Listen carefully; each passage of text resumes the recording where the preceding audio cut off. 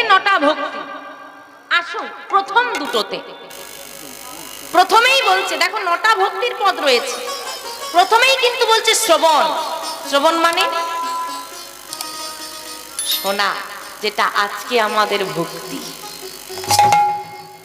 দেখো 9টা ভক্তির মধ্যে শ্রেষ্ঠ প্রথম হচ্ছে শ্রবণ, তারপর বলছে কীর্তনং বিষ্ণু।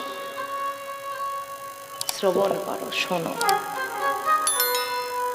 শোনার মধ্যে দিয়ে যত তাড়াতাড়ি ভক্তি আসে না, অন্য কোনো পথে আসে না। হরি বল।